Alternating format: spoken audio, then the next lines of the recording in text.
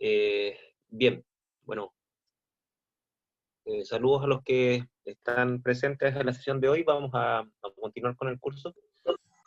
Les recuerdo un par de informaciones. Me está dando un aviso ahí que tiene una iniciativa de divulgación científica. A ver, tiene una iniciativa de divulgación, revista virtual que se llama Nuevo Foco. Tienen invitado a un periodista científico de TVN para un Instagram. Ya. Vale por el aviso. Bueno, como les mencioné, el tema del curso, estamos viendo un poco, antes de ver conceptos ambientales, estamos viendo un poco cuál es el origen de los problemas ambientales y dentro de lo que hemos visto hasta ahora, estamos viendo que la industrialización ha sido uno de los factores, no el único ciertamente, pero uno de los que más pesa a la hora de empezar a hacer un diagnóstico de el origen de los problemas ambientales. Y lo que tratamos de dejar claro la semana pasada, y ahí obviamente si tienen preguntas las discutimos, ¿no es cierto? No hay apuro. Es dejar en claro que la industria, si bien es cierto, tiene el lado negativo de que, sobre todo la industria extractivista, genera mucha contaminación. Sí también tienen un aspecto que es, bueno, podríamos decirle positivo, o un aspecto de demanda social, que es que, bueno, producen bienes y servicios que nosotros consumimos. Y esos bienes y servicios no solamente han permitido que nosotros cubramos nuestras necesidades, sino que también los cubramos a precios más baratos y más accesibles para la mayoría de la humanidad. Y eso no es una opinión, sino que está fundamentado en los hechos de cómo, al menos por ejemplo, cuestiones como la comida, por ejemplo, hoy en día no hay discusión de que hoy en día hay más cobertura de alimentación que nunca antes en la historia de la humanidad. Y eso nosotros lo vimos en la sesión pasada con algunos gráficos de esta página de Nuestro Mundo en Datos, que se la recomendé, que nos muestra cómo efectivamente, por ejemplo, el consumo promedio de calorías o de proteínas, ¿no es cierto?, es mucho más saludable de lo que había anteriormente, ¿ya? Y eso ha generado hartos datos bien positivos, ¿no es cierto?, que lo estamos graficando con la comida, pero uno lo podría llevar a otros productos industriales como el refugio, la ropa, ¿no es cierto?, que son situaciones donde nosotros cubre estas necesidades. Si la clase empieza a las 14:30, una especial justo a las 14:30. Eso, como les decía, cubre estas necesidades y el tema de la comida es un poco más obvio, digamos. Y eso se puede ver reflejado en los efectos de este mayor acceso a bienes y servicios, que son bienes y servicios en la parte que discutíamos la semana pasada, la parte baja de las necesidades humanas, las bajas de la pirámide, ¿no es cierto?, que son cuestiones de subsistencia, y eso lo podemos ver reflejado, como les decía, una mayor cobertura de comida, menos pobreza que lo que vimos la otra vez, ¿no es cierto? Y eso se ha reflejado también en un incremento de la expectativa de vida. O sea, las expectativas de vida hoy en día son más altas que nunca en la historia de la humanidad. Y eso se debe, en parte, bueno, a al acceso a productos de necesidades básicas. Comida, medicamentos, ropa, refugio, ¿no es cierto? De hecho, esto ha generado que hoy en día más gente muera a causa de enfermedades asociadas a la vejez que antes. Por ejemplo, hoy en día se están disparando lo que son el Alzheimer, por ejemplo, enfermedades neurodegenerativas, pero esas enfermedades se están disparando no porque hay algún factor ambiental que está empeorando nuestra salud mental, por así decirlo, o cerebral, sino que se está disparando porque antiguamente la gente no alcanzaba a desarrollar esas enfermedades porque moría antes, ya moría a los 40 años, a los 50 años, como muestra aquí este gráfico. Por ejemplo, hasta principios de siglo, las expectativas de vida, tanto en Chile como en el mundo, ¿no es cierto? Fíjense, a principios de 1900, expectativa de vida en Chile, promedio obviamente, ¿no es cierto?, estaba al orden de los 30 años, una cosa impresionante. Entonces a ustedes le quedarían como 10 años de vida con suerte. Yo estaría muerto hace 10 años, 15 años, algo así. Pero es un promedio, obviamente, o sea, quiere decir que mucha gente moría antes, mucha gente moría después, pero en promedio, asumiendo una distribución normal, moría a los 30 años. Y la expectativa de vida no solamente en el mundo, sino que también en Chile, ¿no es cierto?, se ha incrementado abruptamente. Y como les digo, dicen que el invento que más el invento industrial, por así decirlo, el que más ha generado o más ha salvado vida es el agua potable, o sea, la potabilización del agua. Es uno de los alimentos, o sea, de los productos industriales que más ha salvado vida. Después, bueno, vienen los antibióticos, ¿no es cierto? Las vacunas, y así sucesivamente, ¿ya? Los pañuelos desechables. Algo vida salvarán los pañuelos desechables. Bueno, antes la gente ocupaba estos pañuelos lavables, así que yo lo encuentro asqueroso, digamos, pero bueno, es lo que había antes. Eh, y este aspecto de lo que es expectativa de vida, ¿no es cierto?, que es un indicador que muestra claramente el efecto positivo que ha tenido la industrialización, ¿no es cierto? También tiene otros parámetros, por ejemplo, lo discutimos la otra vez, la mortalidad materna, ¿no es cierto? ¿Cuántas, digamos, muertes hay por cada 100.000 nacimientos vivos?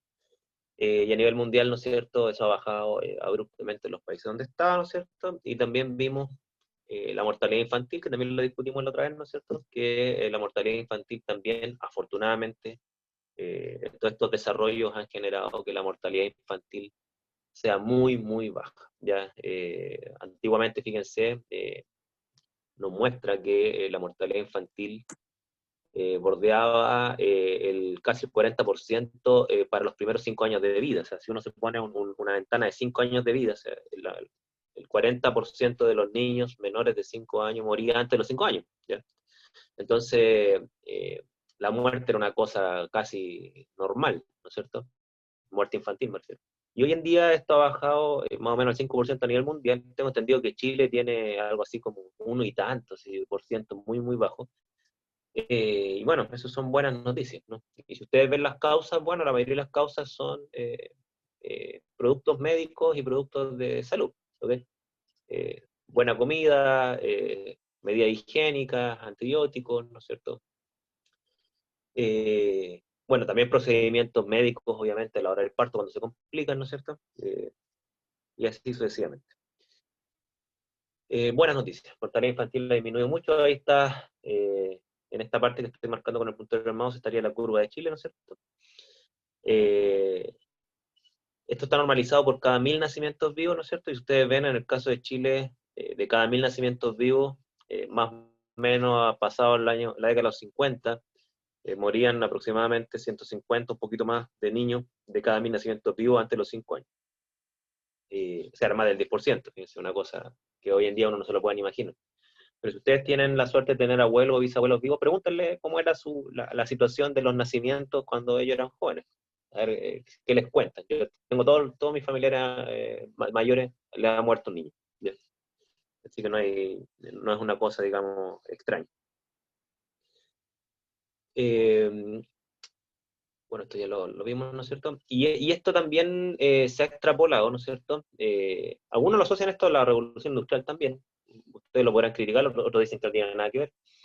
Algunos dicen que todo este tema de la revolución industrial que ha vuelto a los seres humanos más ricos, ¿no es cierto?, con más acceso a dinero, porque son más productivos, también ha impactado indirectamente en la alfabetización. Ya, dicen que, dado que hoy en día las condiciones materiales han mejorado, ¿no es cierto?, esto ha generado que ahora las personas se preocupen de necesidades ya de segundo nivel, ¿no es cierto?, que es la educación. Antiguamente era sobrevivir, ¿no es cierto?, comer, refugiarse.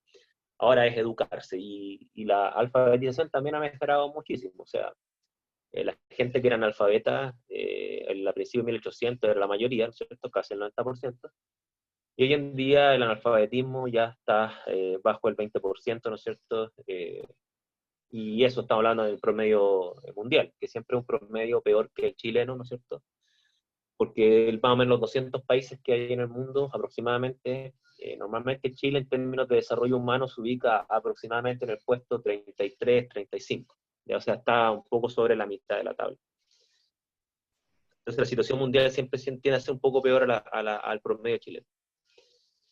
Discutimos el tema también de lo que es el acceso a letrina, ¿no es cierto?, a baños, a alcantarillado, que también obviamente tiene que ver con enfermedades tan básicas como el tifus, ¿no es cierto?, que hoy en día ustedes a lo mejor lo conocen, pero cuando yo era pequeño habían campañas para controlar eso.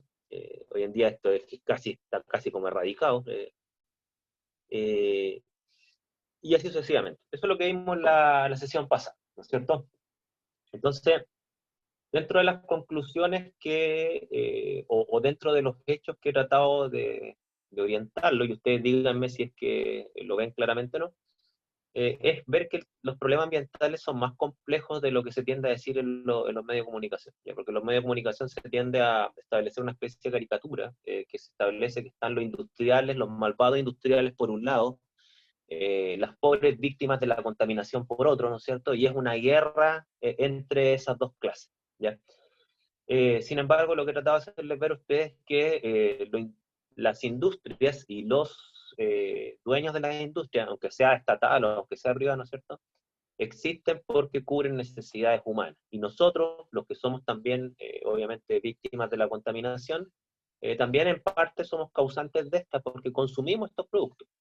¿Okay? Entonces, tenemos un medio ambiente que en ciertas circunstancias está más contaminado, pero también tenemos productos que nos salvan la vida. Entonces, encontrar el equilibrio entre estas dos cosas, ¿no es cierto?, es muy, muy complicado.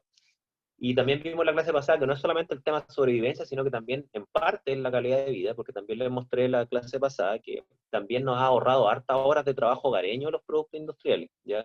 Hoy en día la cantidad de horas que le dedicamos al trabajo hogareño es muy, muy baja, y gran parte de eso se lo debimos a los electrodomésticos, y es muy baja comparativamente como era ahora, y como les mostré, como era antes, perdón, y como les mostré en la gráfica pasada, ¿no es cierto? Antiguamente se dedicaban 60 horas de trabajo semanal a la labor hogareña y hoy en día vamos aproximadamente en 15. ¿Okay?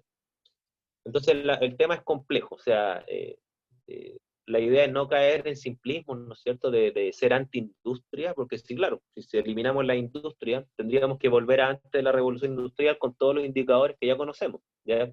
Viviríamos en promedio 30 años, tendríamos que dedicarle gran parte de nuestro tiempo libre a labores hogareñas, nos moriríamos de causas que hoy en día usted a lo mejor hasta desconocen, ¿no es cierto? La mayoría se moriría de una infección a la muela del juicio, los niños pequeños se morirían de tifus, eh, un pequeño corte o una lesión les podría dejar, si no es inválido, hasta muertos, ¿no es cierto? Porque no hay procedimientos quirúrgicos para resolverla.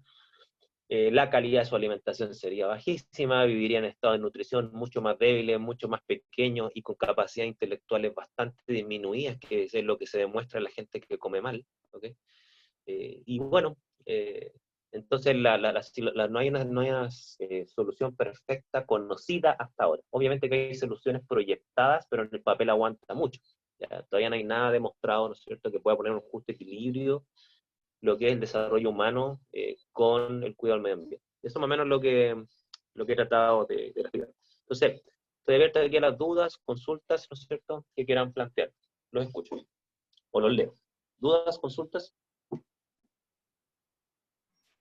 Profe, Sí, eh, sí.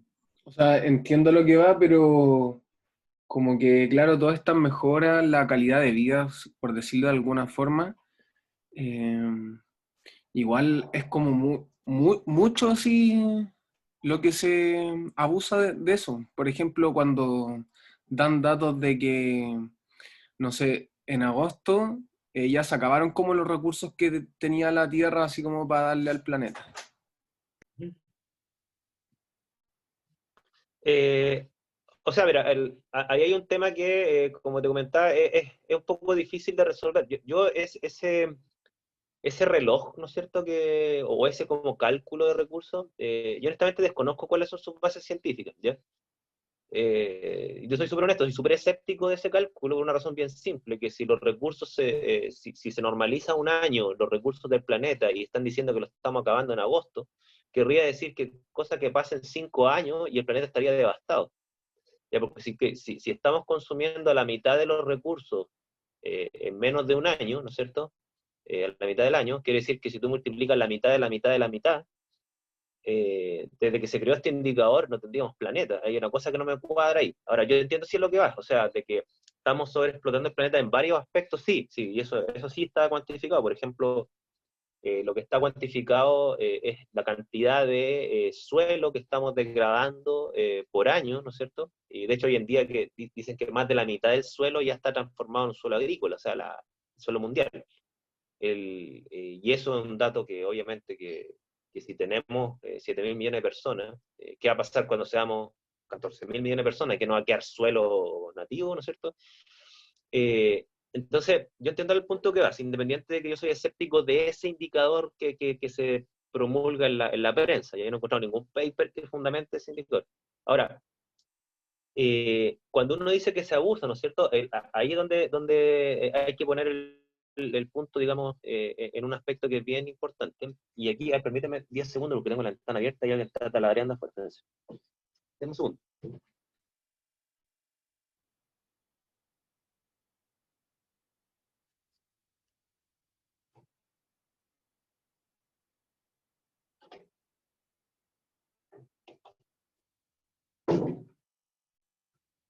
Ahora sí.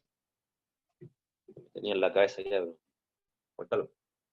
Esto loco, ya. Entonces, como les decía, cuando uno dice abusa, ¿no es cierto? Ahora viene el asunto eh, de dónde proviene ese abuso, ¿ya? Porque aquí hay como dos posturas. O sea, está la postura de que en realidad esta sobreexplotación se debe a que nosotros estamos, por poner un adjetivo, nosotros estamos, digamos, caprichosamente sacando recursos del planeta, ¿no es cierto? Que no necesitamos. ¿Ok? Entonces la culpa no es, la culpa es de nuestra extrema comodidad de aspectos o de bienes y servicios que no necesitamos. Esa es una posibilidad. La otra posibilidad es que en realidad la gente lo que está haciendo es sobrevivir, ¿no es cierto? Y que estamos sobreexplotando el planeta no porque las personas estén ocupando recursos innecesarios, sino que somos tantas personas que incluso consumiendo lo básico, el planeta estaría sobreexplotado. Entonces sería un problema de sobrepoblación, no de sobreconsumo individual. No sé si me explico. ¿Ya? Ahí están como las dos posibilidades. ¿Ya? Eh, no sé qué piensan de esas dos posibilidades. No sé si ustedes tienen una opinión al respecto. ¿Cómo lo ven? Y no sé si responden parte de tu pregunta, porque hay una respuesta que yo tengo una opinión, obviamente, pero me gustaría que esa opinión surja más de ustedes en base a la información que vamos compartiendo en el curso. Tanto la que presento yo, la que pueden encontrar ustedes, por supuesto. ¿Cómo lo ven?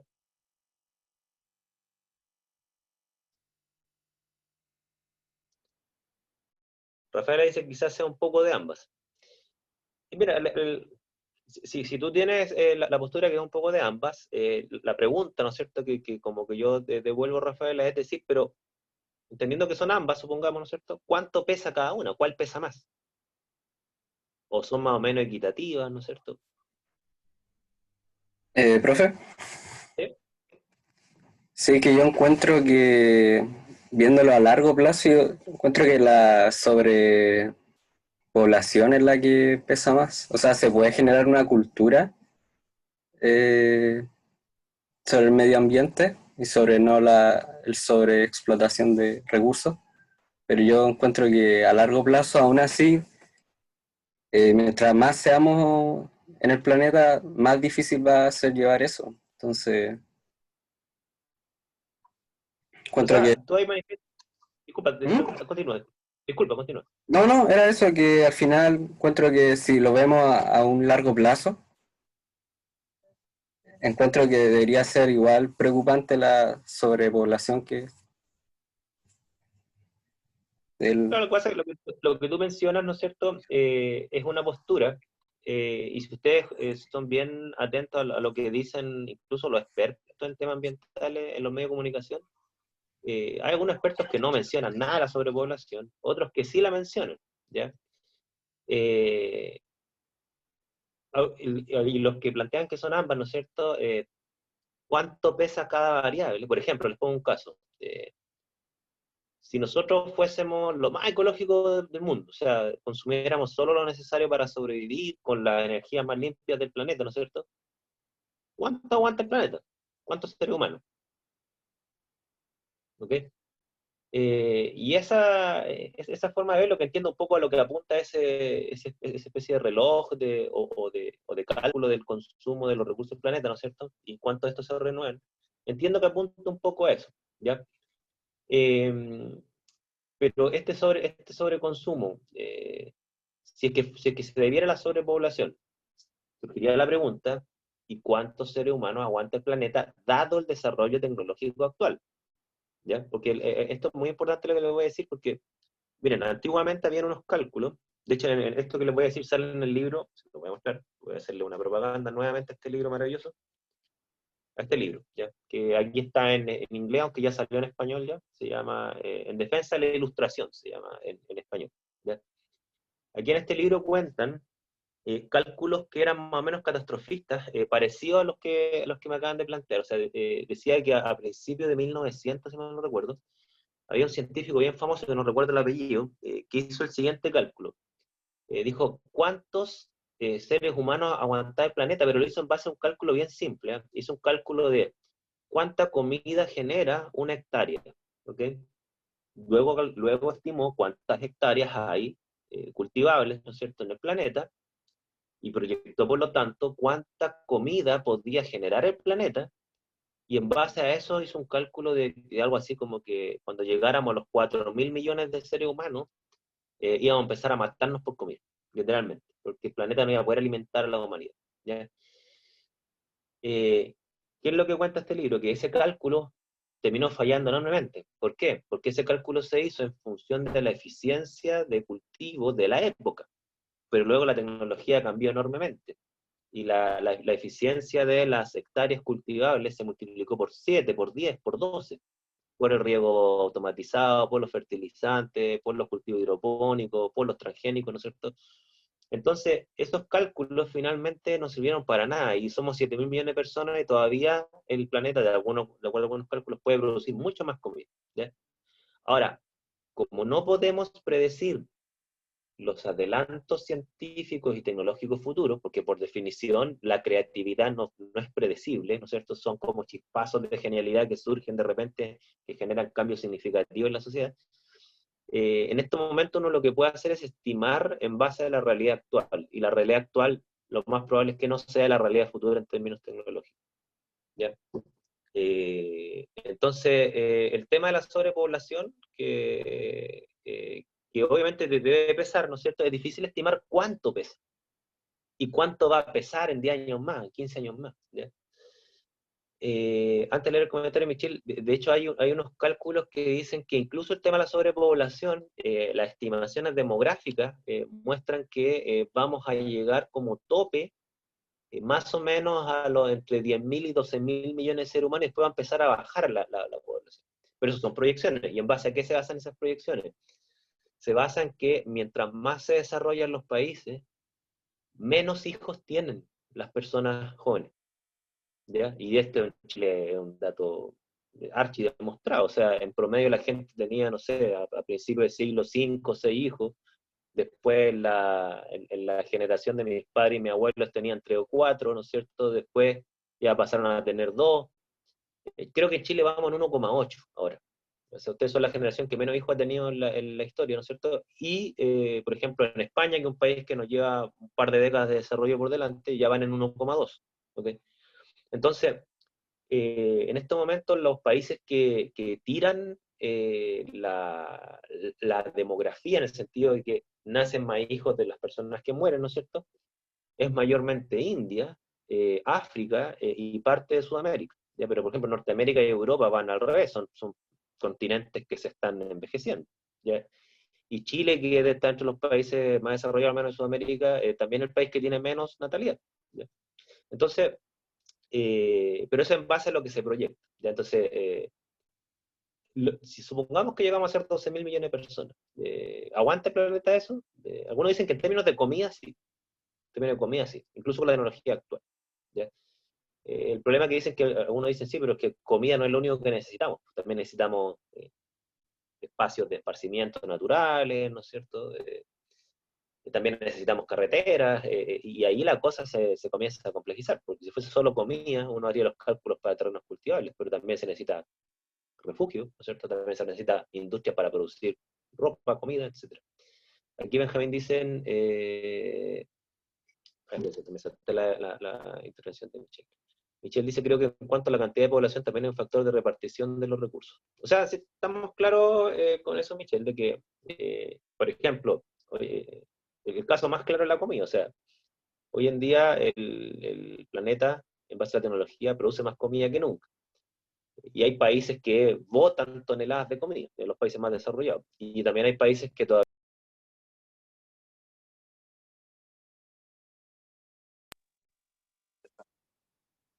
todavía hay gente hambrienta. Entonces, hay un problema de repartición de recursos, estamos claros. ¿Ya?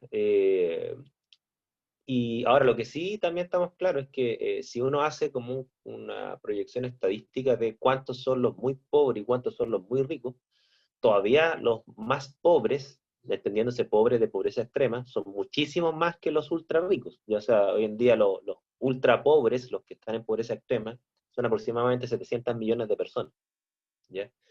Y las personas que son ultramillonarias, ¿no es cierto? Entiéndase, las personas que ni siquiera necesitan trabajar para vivir, no, ese grupo de personas no alcanza a ser ni 5 millones. ¿Ya? Y eso hay que tenerlo también presente. O sea, si uno cortara, supongamos que uno pudiera tomar una tijera y cortar todos los recursos de los ultra ricos y repartirlos a toda la población, la situación no sería muy diferente, porque son demasiados pobres para tan pocos ricos como para que eso se resolviera, solamente como un cálculo matemático. ¿Ya? Aquí Benjamín dice, igual estamos regidos en un sistema que la naturaleza está en función del desarrollo, entonces a lo mismo la cantidad de personas que haya, si se necesita talar un bosque para poner casas, se hace, ¿no? Es que, a ver, es que piensen ustedes lo siguiente, o sea, lo que plantea Benjamín, ¿no es cierto?, que se plantea como un acto medio como egoísta, pero yo le hago la pregunta a ustedes un poco para hacerlos pensar. Donde ustedes viven, ¿ustedes creen, qué creen que había antes? En el momento donde ustedes viven, donde yo vivo, ¿qué creen que había antes? Antes de que se pusiera una casa. ¿Ok? Entonces el tema de talar un bosque porque es necesario, ¿no es cierto? Claro, piénsenlo ustedes de la siguiente forma. Eh, es que cualquier casa que se pone se erradica toda la naturaleza de ahí. Hay que literalmente arrasar con el terreno, aplanarlo, eliminar toda la naturaleza que hay ahí, ¿no es cierto? Y poner una casa, ¿ok? O varias casas, ¿no es cierto? Entonces, claro, siempre se genera la siguiente disyuntiva de que las personas que ya tienen casa, ¿no es cierto?, ven negativo que se corte un bosque para poner casa. Pero lo que hay que también entender es que las personas que tienen casa también se cortaron bosques y se radicó la naturaleza para poner las casas donde viven. Entonces, es difícil poner un criterio de decir, bueno, ahora no cortamos ningún bosque más, ¿no es cierto? Eh, ¿Y dónde vive la gente nueva que están haciendo? Porque sigue aumentando la población. Entonces, ¿dónde vive esa gente nueva que necesita refugio? Entonces, es un tema que no es menor, por eso existen los planos reguladores. ¿Okay? Cristian dice, si se distribuye bien, podría alcanzar.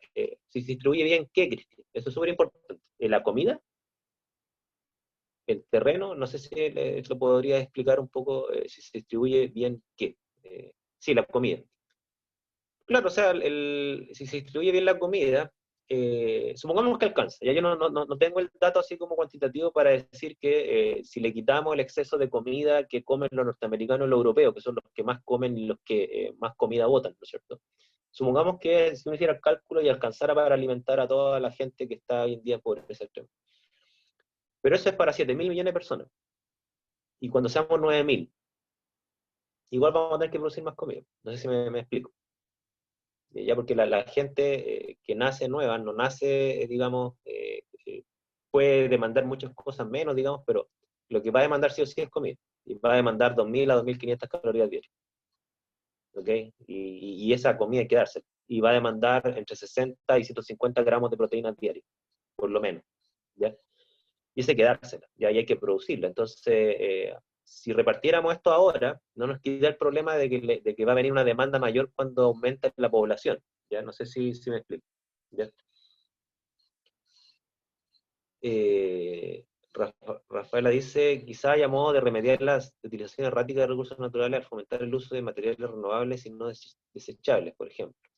Hay manera de generar recursos renovables, pero no se hace derechamente, se hace muy lentamente. En ese sentido, el problema de la sobrepoblación en términos de comida se podría manejar. Por ejemplo, el año alrededor de 40 millones de toneladas de grano es dado al ganado y unos 2.000 gramos de agua dulce para producir medio kilo de carne. En ese sentido, podrían implementar soluciones prácticas como la carne in vitro, que se hace hace tiempo, que no requiere utilización de recursos tan básicos y que pueden entonces ser destinados a la población. Pero lo que dice Rafaela es bien importante porque eh, efectivamente lo que plantea Rafaela es como la base de la cadena trófica. O sea, para producir 1 kilo de carne se requieren entre 7 a 10 kilos de vegetal. Y para producir esos 7 a 10 kilos de vegetal, bueno, hay que utilizar una cantidad de agua gigante, ¿no es cierto? Pero estamos claros que uno puede alimentar a mucho más gente con vegetales que con carne, ¿ya? Porque hay un tema, los cálculos más optimistas de cadena trófica dicen que el 10% de la biomasa vegetal se transforma en biomasa animal, y esos son los más optimistas porque es cuando el animal está creciendo, literalmente, ¿ya? Si ustedes hacen el cálculo de cuánta biomasa consumen ustedes y cuánta queda en su cuerpo, ¿no es cierto? Eso a lo mejor baja del día 5 al 3, ¿no es cierto? Que ya son animales, disculpa que le diga animales, ¿no es cierto? Yo también soy un animal, somos animales que ya no crecemos más, ¿no es cierto? Entonces, los cálculos ecológicos, por así decirlo, dicen que efectivamente, como dice Rafaela, quizá una medida ecológicamente buena es que gestionemos mejor la alimentación, sobre todo en la alimentación de tipo vegetal, y que el suplemento proteico provenga mayormente, ya sea de vegetales o estos cultivos, como dice Rafaela, pero esto está en etapa muy experimental aún, aunque hay unos videos en YouTube bien interesantes de eso, que en el fondo es generar carne en laboratorio mediante cultivos, ¿no es cierto? Eso yo sé que existe, de hecho se hizo la primera hamburguesa, no sé si llamarle in vitro, no sé, pero bueno, una hamburguesa generada por tejidos cárnicos que se cultivaban, así como quien cultiva células. Eh, lo que sí todavía es muy caro de hacer, ¿ya? Pero me imagino yo como todo producto industrial podría, eh, por así decirlo, optimizarse. Y ahora no sé si se podrá optimizar a un nivel de un vegetal, ¿no es cierto? Ojalá sea así.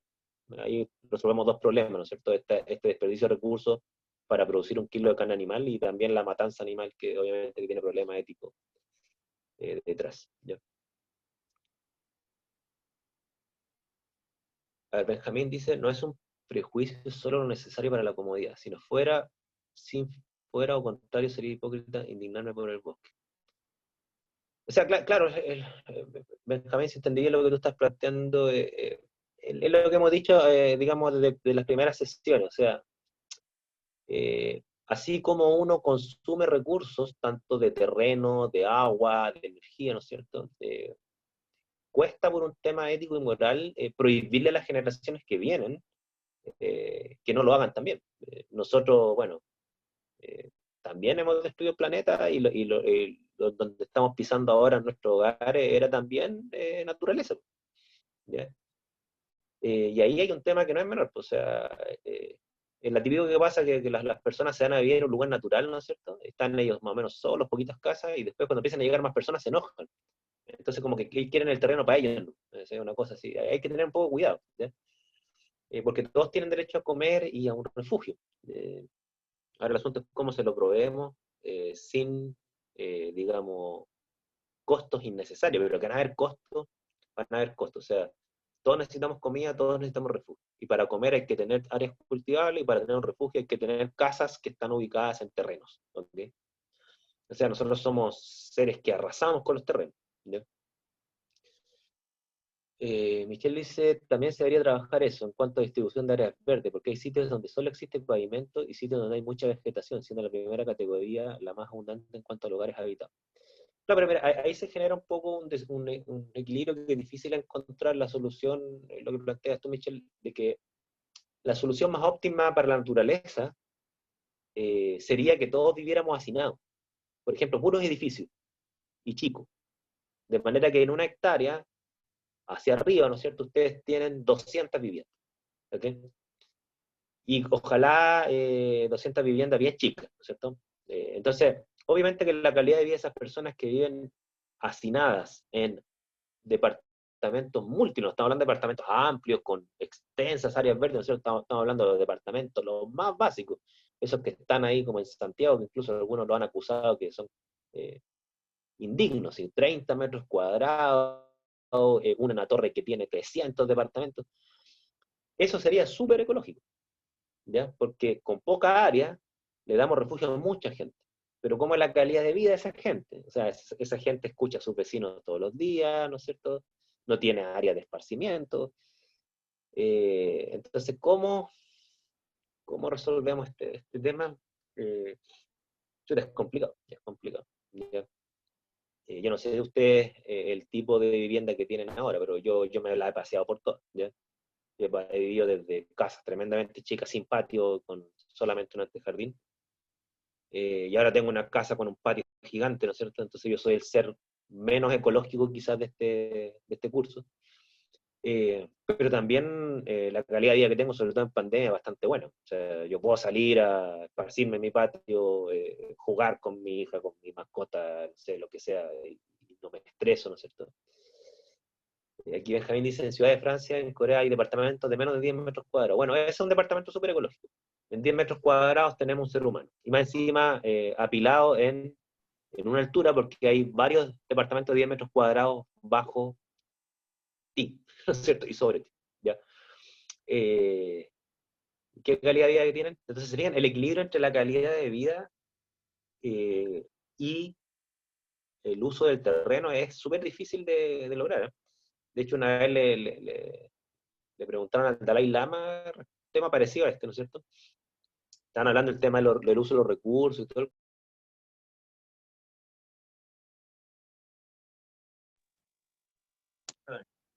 Fue uno de los que dijo una cuestión bien interesante. Dijo, si el problema del ser humano fuese solo comida, no habría problemas. Pero el problema es que el ser humano necesita más que comida. Y ahí es donde uno también tiene que tratar de equilibrar el tema de las áreas verdes, las áreas abiertas. ¿Ya? Quizás ahora ustedes se están dando cuenta de lo importante que es tener áreas de esparcimiento ahora que están en pandemia. ¿Ya? Porque yo no sé cómo será la calidad de vida de una persona que vive en 10 metros cuadrados sin patio y que además le digan no salga en 3 meses. Es una cárcel. ¿Ya? ¿Cómo viven esas personas? No sé. Rafael le recomendó un enlace de una charla TED que habla del tema. Ya vamos a verla, a ver si aporta algunos datos interesantes.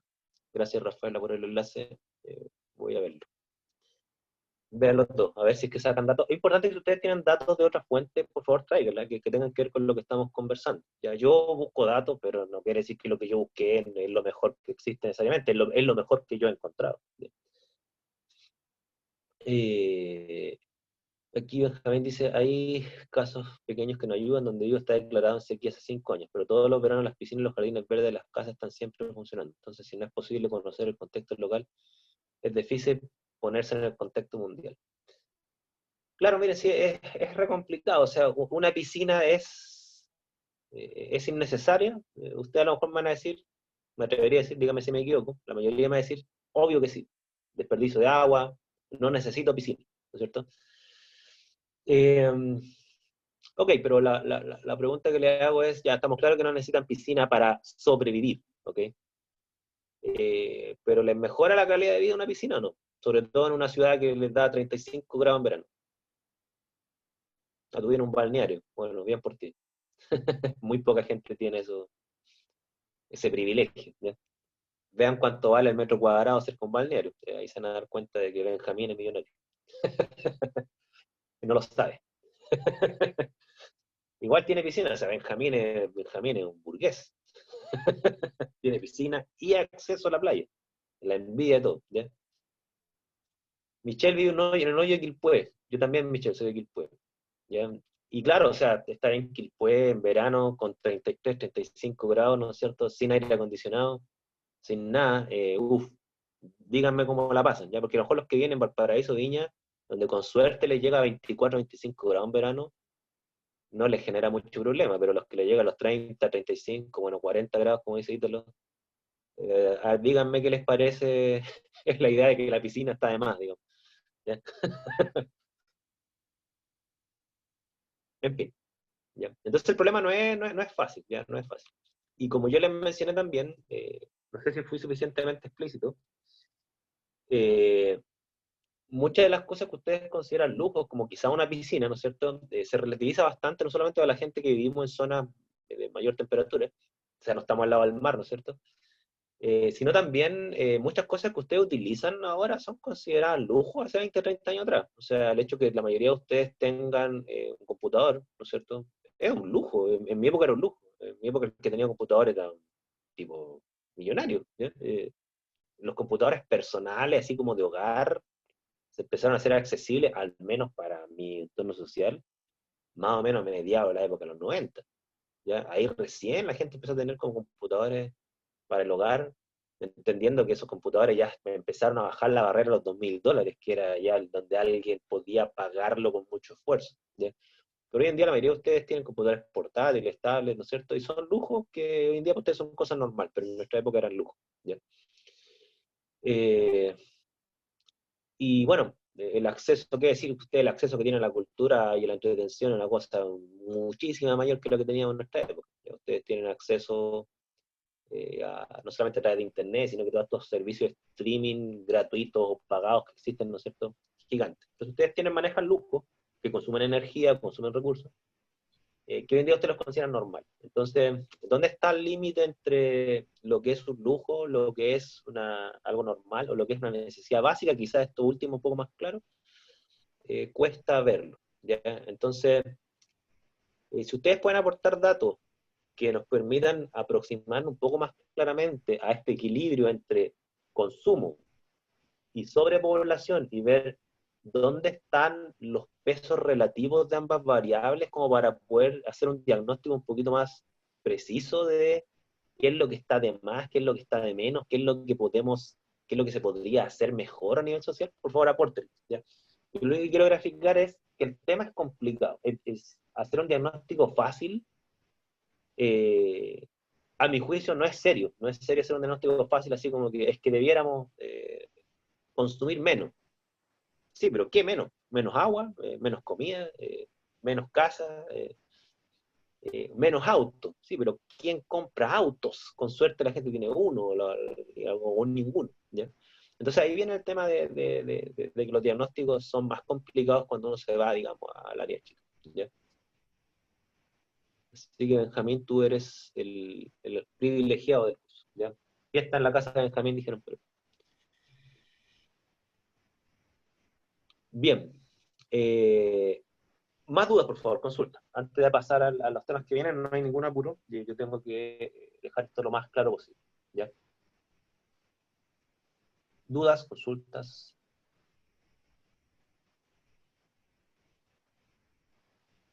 Bien. Miren, en función de las preguntas que ustedes me han hecho, voy a adelantar un tema, ¿ya? Porque creo que ustedes se están yendo, y está bien que sea así, ¿no es cierto?, por este lado como más reflexivo del consumo, ¿no es cierto?, y el desarrollo. Yo tenía en la planificación proyectado este tema de energía y desarrollo, que lo voy a mostrar ahora, proyectado más adelante, pero en función de las preguntas que ustedes han hecho, quizás le va a hacer un poquito más de sentido verlo ahora, ¿ya? Así ahí dice las siglas reducir, reutilizar, reciclar, ¿no es cierto?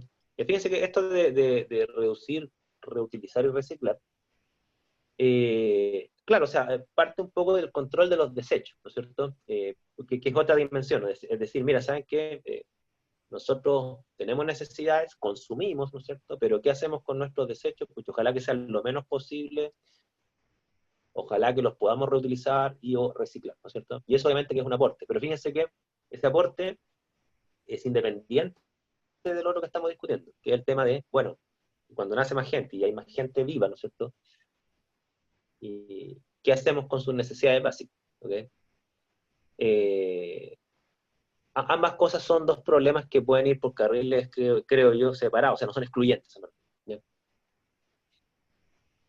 Aquí Rafael dice, es igual que en general existe una mentalidad del consumo que fomenta, por ejemplo, el comprar un auto último modelo y desechar el anterior en vez de invertir en algo más práctico. Eso lo veía mucho en CRS Costa Rica, ¿no es cierto? Porque tú eres de Costa Rica, donde uno pasaba por casas muy humildes que tenían un superauto. Entonces es difícil porque no existe una conciencia de lo que realmente es importante, no solo a nivel personal, sino que también a nivel general. Ya mira, lo que tú planteas, obviamente que uno no puede estar en desacuerdo. ¿Ya? Lo que yo voy a plantear en base a esa dimensión que tú estás dando, ¿cierto? Que es como el consumo del lujo, deja aportar solamente, no es un dato, es solamente como una dimensión para hacerlos pensar, ¿ya? Porque, insisto, si yo diera mi opinión así honesta, estamos de acuerdo, no hay nada que discutir con lo que dice Rafael, ¿ya?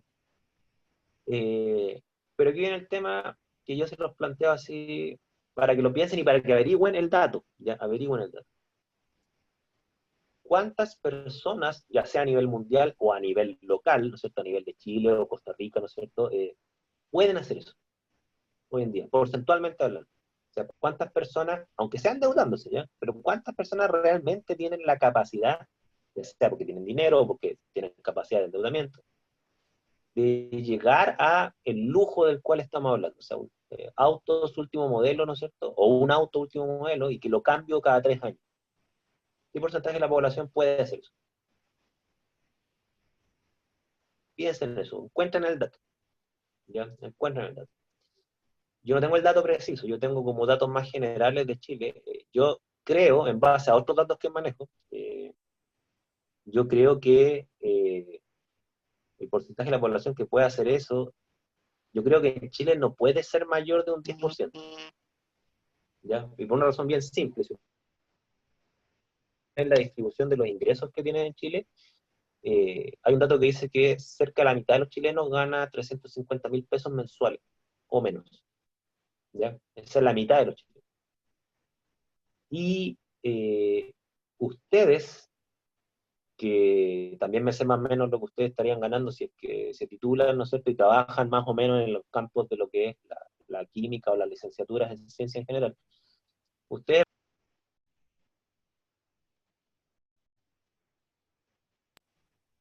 van a tener un sueldo de aproximadamente entre 800.000 o 1.000.000 de pesos mensuales en sus primeros años, ya después va a ser un poco más incluso.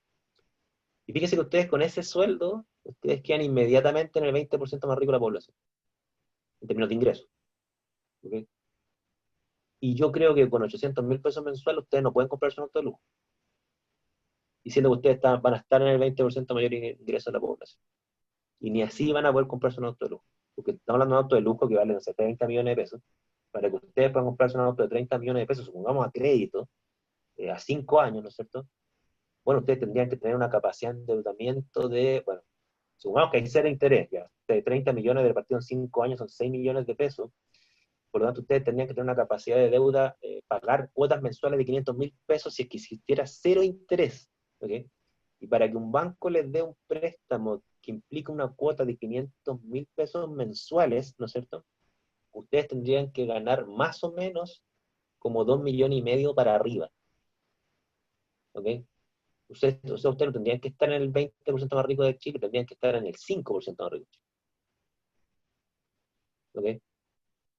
Entonces, quizás el 5% más rico de Chile podría comprarse con mayor o menor esfuerzo un auto de lujo. Entonces, yo estoy de acuerdo con lo que plantean, o sea, que existen personas que cambian el auto cada 3 años, ¿no es cierto? Y que, o sea, estamos claros, Ignacio, que aumentó un 15,6%, pero es un 15,6% relativo al total de la gente que puede hacer eso. Ahora, ¿cuánta es la gente que puede hacer eso? O sea, si el 2% de la población en Chile puede comprarse un auto de lujo y aumentó un 15,6%, ese 2% quiere decir que pasamos de un 2% de la población a un 2,2% de la población ahora puede hacer eso. Una cosa así.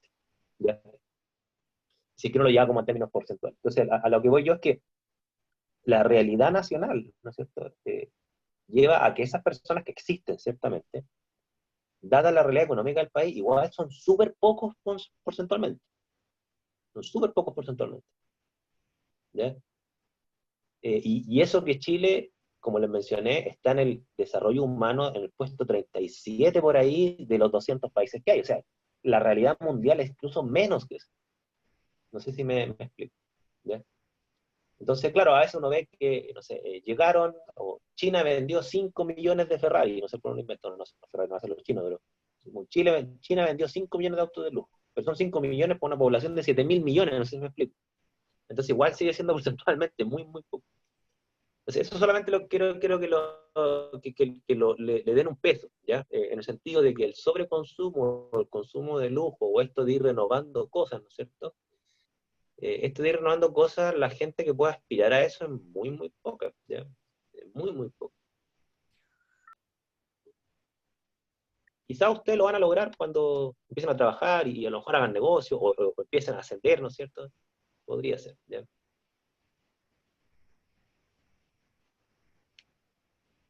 Sí, bueno, aquí Michelle dio un comentario que es súper millennial, ¿no es cierto? Que dice que el tema de los vehículos se usa más transporte público que el vehículo particular. Bueno, ustedes son la generación que menos maneja respecto al anterior. Los millennials son como medio Uber para sus cosas. ¿Ya? De hecho, en Estados Unidos se está dando un fenómeno de que antiguamente los norteamericanos, cuando cumplían, no sé, 16, 18 años, su sueño era saber manejar para tener su auto, y hoy en día los millennials como que no saben manejar porque le ocupan mucho estas aplicaciones públicas, por así decirlo, o privadas, pero de transporte masivo, así como Uber o Metro, cosas por el estilo. ¿Ya? Que bueno, ojalá que se masifique. Más dudas, por favor, consultas.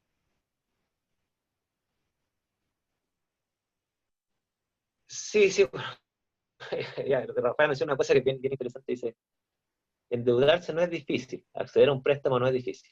Hace poco el Banco de Chile me dio una tarjeta de crédito y eso no soy egresada ni tengo ingresos estables. Entonces las opciones están para que la gente las tome, se endeude y queden amarradas en el fondo. Claro, eso creo que una vez lo conversé contigo, Rafael, creo una vez. Es cierto que en Chile no es difícil, es muy fácil endeudarse. Ahora, el asunto es la magnitud del monto que te prestan. Ya, cuando ustedes, si es que no lo han hecho ya, cuando ustedes se endeuden para una casa, ahí van a tener la cruda realidad hasta dónde le prestan.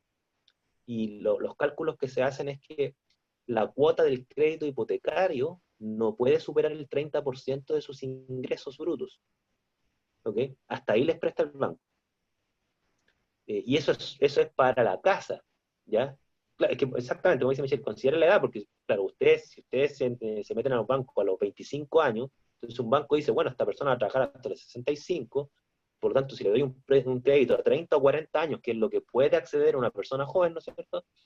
Ahí sacan el cálculo de cuántas UF les podrían prestar para comprarse una casa. Entonces, por eso si ustedes tienen un ingreso de 1,5 millones, no van a poder pagar un crédito hipotecario de más de 500 mil pesos, si no el banco no les va a prestar eso. ¿Ok? Y en base a un crédito hipotecario de 500 mil pesos a 30 años, ¿no es cierto? Entonces, bueno, quiere decir que ustedes se van a poder comprar una casa más o menos entre 3.000 y 4.000 UF. Así es el tope máximo con ese sueldo. ¿Ya? Y eso que las otras deudas de los autos son más exigentes. ¿Ya? Porque se entiende que los créditos hipotecarios, ¿no es cierto? La casa queda hipotecada y después el banco se la apropia si ustedes no la pueden pagar. ¿Ok? Entonces, desde ese punto de vista, no hay tanto riesgo para el banco. Para el caso de los autos y todo ese cuento son más exigentes aún. ¿Ya? Entonces, claro, aquí Rafaela, te están tratando de agarrar para endeudarte, un poquito, pero endeudarte. ¿Ya? Por favor, di que no, salvo que trabajes y tengan ingresos constantes. Entonces, el tema del consumo es una cuestión que no es tan fácil respecto a las realidades económicas que tiene Chile y el mundo. ¿Ya? Entonces, el tema del lujo, claro, no me cabe duda que ahora con el 10% de la FP mucha gente salió a comprarse un televisor, pero eso lo va a hacer una vez en la vida, así un televisor gigante. Lo más probable es que si se compró un televisor antes de haber sido a 20 cuotas y se lo compró una vez, y no creo que lo pueda renovar, salvo que pague esa deuda. ¿Ya? Entonces ahí hay un tema que no es menor. Más dudas, por favor, consultas.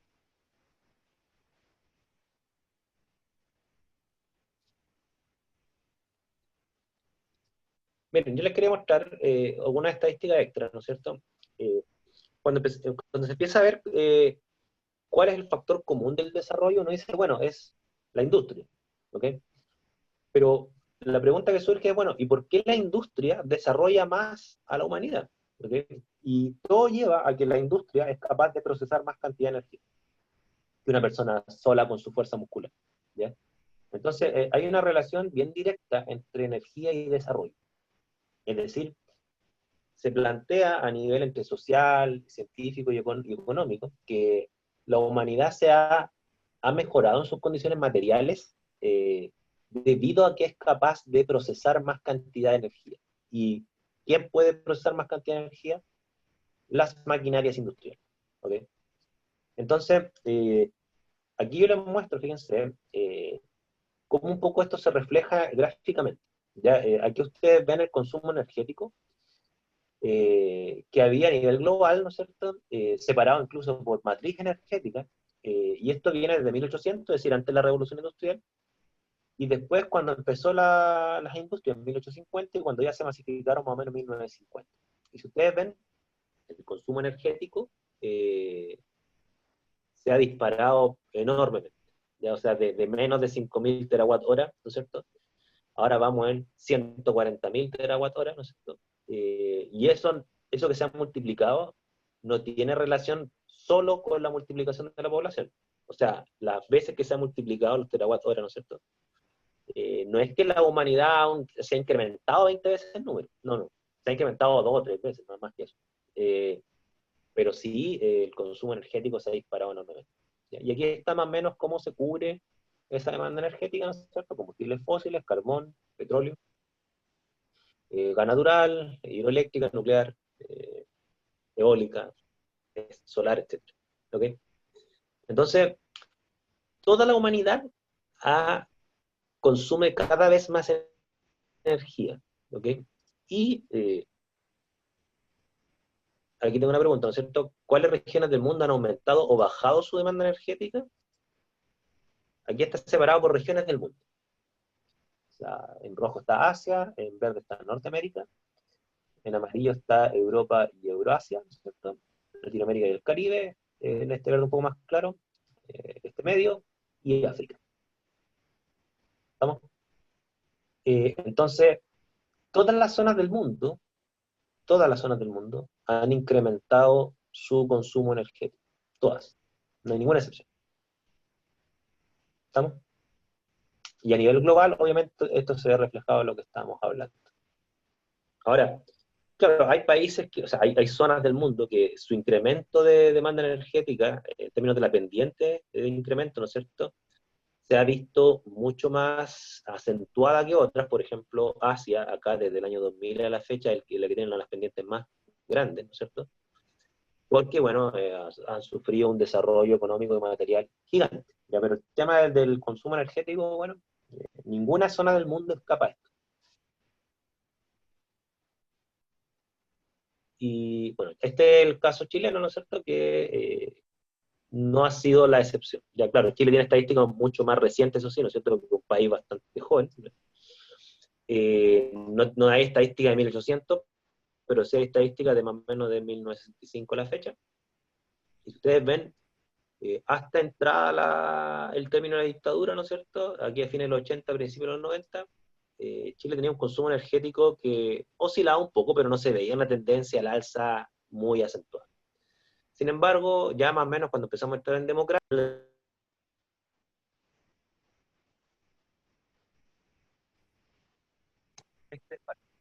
esto se disparó enormemente. Pasamos de un poco menos de 100 terawatts, pasamos a sobre 350 terawatts en el año 2016.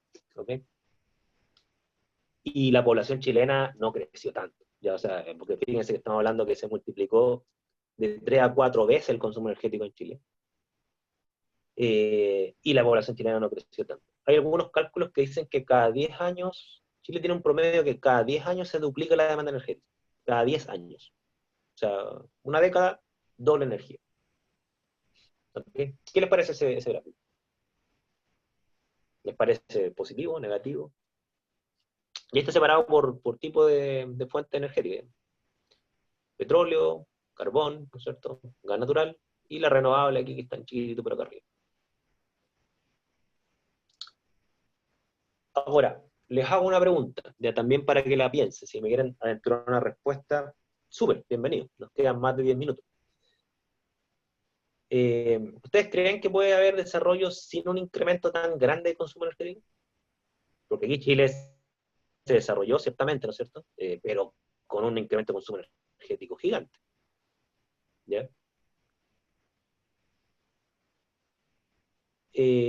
Bueno, Franco me hace la pregunta, ¿dicen qué tipo de consumo aumentó? ¿Te refieres a la parte energética, Franco? Ahí me perdí un poco la pregunta de lo que estás haciendo. ¿De qué te estás refiriendo, Franco? ¿Consumo de qué?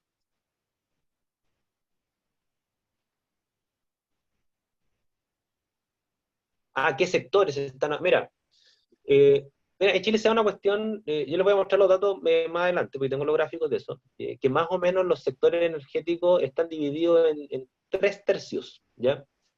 Y esos 3 tercios un tercio lo ocupa el sector residencial, otro tercio lo ocupa el sector industrial y otro tercio lo ocupa el sector de transportes, ¿ya? Y por lo menos las estadísticas que manejo yo, que tampoco son hace tantos años atrás, más o menos se han movido en ese orden, ya sea como que todos han subido. Ha subido el sector residencial, ha subido el sector transporte y también ha subido el sector industrial. No he visto yo un incremento mayor de uno u otro sector. ¿Okay? Ahora, lo que sí yo manejo estadísticas bien acotadas, o sea, manejo estadísticas así como de los últimos 10, 15 años, no más que eso. No sé cómo habrá sido al inicio de esta época, porque claro, aquí está separado por matriz energética, pero no por sector, como dices tú. O sea, entiendo a lo que te refieres tú. Sector industrial, sector residencial. Así se separan los sectores, al menos en la estadística del Ministerio de Energía, ¿ya? Se separan por sector industrial, sector residencial y sector transporte. Y la residencial estamos nosotros. Si hay más datos, por favor, los traen, ya, bienvenido. Esta es la pregunta de cómo han sido las transiciones energéticas, ¿ya? Porque hay transiciones energéticas. Antiguamente la energía que se ocupaba era mayormente muscular, después pasamos a hacer una energía más de combustibles fósiles, después entraron las hidroeléctricas, ¿no es cierto? Y así sucesivamente las matrices energéticas han cambiado. Donde hay datos bien buenos, porque precisamente la revolución industrial empezó ahí, ¿no es cierto? En el Reino Unido, o en Gales, ¿no es cierto? Que no se enojen. Si ustedes ven, aquí sí hay estadísticas de 1800, ¿no es cierto?, de que antiguamente gran parte de la demanda energética era cubierta, pero por lejos, por el carbón, que sería esto que está aquí en gris, ¿ok? Y después, bueno, la fuerza muscular, que está aquí en verde, ¿no es cierto? La fuerza animal, que es cuando se empezaron a ocupar, obviamente, que sigue siendo fuerza muscular, pero animal, ¿no es cierto? Madera, que aquí está marcado como en café, al principio de 1800, y un poco de agua y viento, entendiendo que ellos ocupaban estos sistemas de aspas que se movían con el impacto, ¿no es cierto?, de un río, por ejemplo, del viento. Era muy, muy poquito. No era la hidroeléctrica como se entiende ahora, o la eólica como se entiende ahora. Y claro, si ustedes empiezan a ver a nivel mundial, lo que ha bajado enormemente, a pesar que sigue siendo mucho, el carbón ha bajado enormemente, pero ha aumentado el petróleo, ¿cierto? Ha aumentado el gas natural. Estos tres han sido demandas energéticas que son de quema de lo que se llama biomasa. Aquí Michelle dice que le preocupa teniendo una costa tan grande, se le dé mucho énfasis a la energía solar. Porque si la energía solar es renovable, el proceso para hacer paneles es algo cuestionable. Mientras que tenemos toda una costa para usar la cinética de las mareas. Bueno, fíjate, Michelle, que así el diagnóstico que tú haces, yo estoy de acuerdo. Yo creo que hay una cuestión técnica que al menos yo desconozco, ya porque el tema de la energía mareomotriz, como que no ha aprendido en ninguna parte del mundo. Ya hay como experimentos chicos, pero nunca he visto un país que tenga, no sé, 3% de energía de marea motriz instalado. ¿Ya?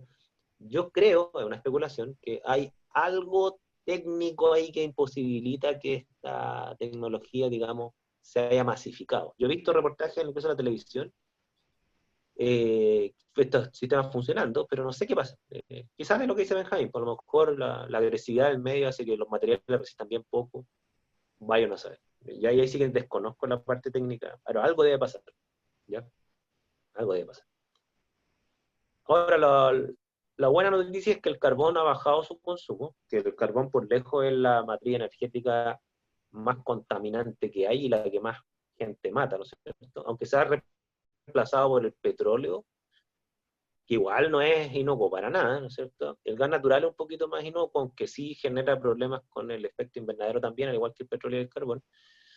Las únicas fuentes limpias, ¿no es cierto?, además de las musculares, serían las fuentes eléctricas, ¿ya?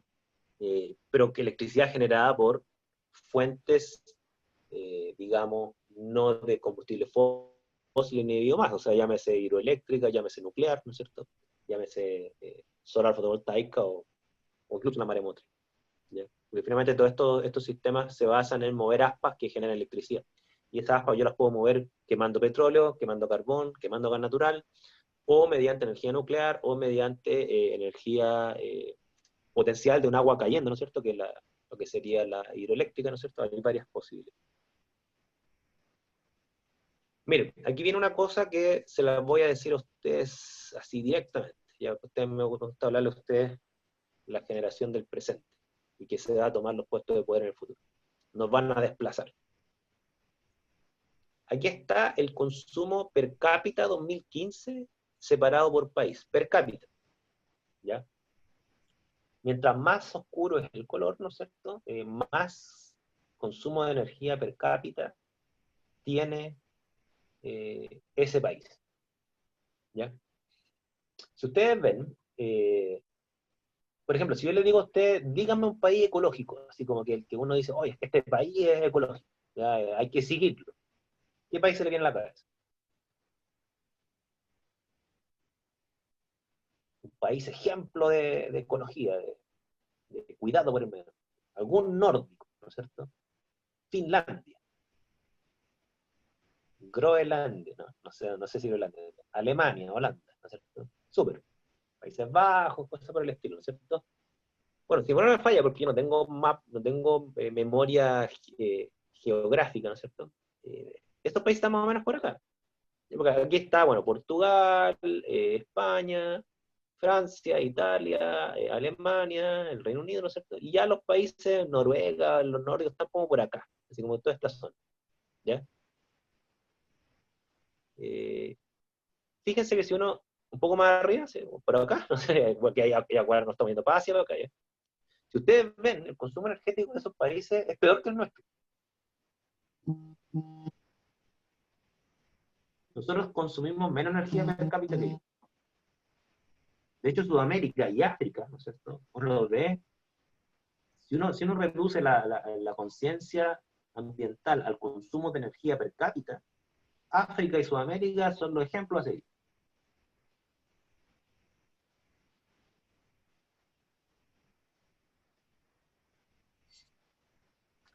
Y aquí Michelle y Nicolás hicieron dos preguntas que vienen al caso, ¿no es cierto? Y Michelle dice, consumen más, pero ¿de dónde sale esta energía? Bueno, en Chile, yo sé el dato de Chile, no sé qué pasa en otros países de Sudamérica. En Chile la energía sale mayormente de tres fuentes, ¿ya? Sale de la quema de carbón a través de las termoeléctricas. La mayoría de las termoeléctricas queman carbón, algunas queman gas natural, pero la mayoría queman carbón. A través de hidroeléctricas, mayormente las que están en el sur, ¿no es cierto? Y el resto es ya petróleo, que es para el parque automotriz. ¿Ya? Ahí están como los tres grandes nichos de consumo. En el mundo, y hay ningún país la excepción, en el mundo la energía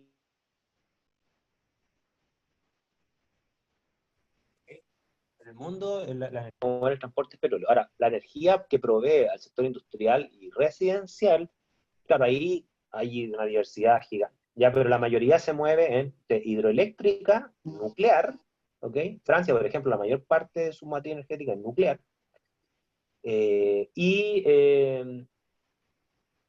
mayormente eso. Y después la energía renovable no convencional, llámese la solar fotovoltaica, la eólica, si bien es cierto existe, igual no es más del 10% de la demanda energética de esos países. ¿Ok? Y aquí Benjamín está defendiendo a Canadá, ¿no es cierto? Y a los nórdicos porque hace mucho frío. Ok, ya, consideremos, hace mucho frío. ¿Ok? Eh, y claro, en Australia hace mucho calor y consumen más, ¿no es cierto? Y además, España no hace tanto más frío que acá, ¿ya? Y están un poquito más oscuros que nosotros.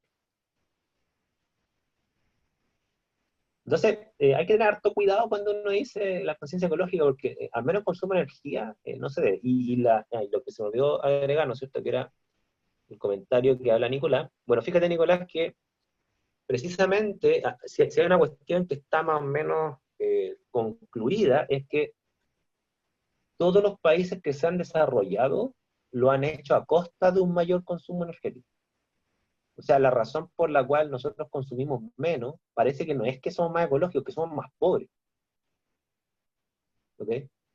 O sea, si uno ve, y de hecho aquí les voy a mostrar el gráfico, ¿no es cierto? Para que ustedes vean y sean críticos en función de datos, ¿no es cierto?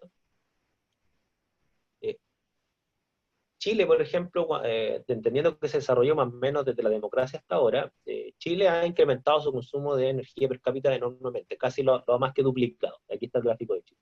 Ahora uno dirá, pero bueno, a lo mejor nosotros los chilenos somos derrochadores de energía, ¿no es cierto? Pero deben haber países que se han desarrollado sin mayor consumo energético. Bien, aquí tengo un gráfico, déjenme adelantarme, y con eso termino. Acá está. Este es un gráfico que muestra la relación que hay entre consumo de energía, eje Y, versus el PIB per cápita, eje X. ¿Ok? Y si ustedes ven, mientras más consumo energético hay, perdón, mientras más, bueno, la variable independiente, ¿no es cierto?, del X, ¿no es cierto? Mientras más PIB per cápita hay, es a costa de un mayor consumo energético. O sea, los países que se tienden a ubicar hacia arriba en PIB per cápita, ¿no es cierto? Hacia la derecha, perdón, en el PIB per cápita, hacia la derecha del eje X, también tienden a irse hacia arriba en el consumo energético. ¿Ya? Si ustedes quisieran ver dónde están los países pobres, no están en el cuadrante superior izquierdo, ya están en el cuadrante inferior izquierdo, acá. ¿Ok? Los países que tienen más dinero están más o menos por acá. ¿Ya? Obviamente unos suben más, otros suben menos, pero los que son más ricos tienden a subir. Y estas rayas que se ven acá, ¿no es cierto?, es porque le sigue la trayectoria del año 90 al 2015. ¿Okay? Así se han movido esos países. Por eso salen como líneas y no puntos. ¿Okay?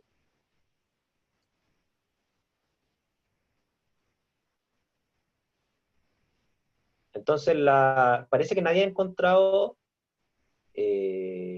parece que nadie ha encontrado como la receta para desarrollarse sin un mayor consumo energético. ¿Ya? Eso acostó de la hora, disculpen, no me voy a pasar más tiempo. Entonces, quiero que tengan en la mente de que hasta donde sabemos, nadie ha encontrado una forma de desarrollarse sin un mayor consumo energético per cápita, porque esto no se debe solamente a que ha incrementado la población, o sea, por persona estamos consumiendo más energía que antes, ¿ya? Uno de los países que como que más ha llamado la atención, en el sentido de que ha incrementado su consumo energético per cápita, pero no con una pendiente tan grande como los demás, siempre ha sido mirado muy interesantemente Japón. Japón tiene un consumo de energía per cápita que ha aumentado desde que se desarrolló después de la Guerra Mundial, pero no ha aumentado tanto como los otros países. ¿Ya? Pero todos, yo no conozco ninguna excepción, si ustedes la conocen, por favor, traigan el dato, todos han aumentado su consumo energético en la medida que se enriquecen. Al revés, los países que han bajado su consumo energético han sido países que se han empobrecido. Por ejemplo, Venezuela, ya que lamentablemente le está pasando eso. Entonces, ahí hay que tener un punto, ¿cierto? Energía y desarrollo parece que no es una correlación solamente, parece que hay una relación causal entre ambas variables. Ya lo vamos a discutir en la próxima sesión de mañana. ¿Ya? ¿Dudas finales, consultas? Si alguien tiene clase se puede retirar, ¿no? Porque ya me tomé más minutos de lo necesario, pero si tienen dudas las puedo responder. Yo no tengo apuro, quien tenga apuro se puede retirar. ¿Dudas, consultas, reflexiones finales?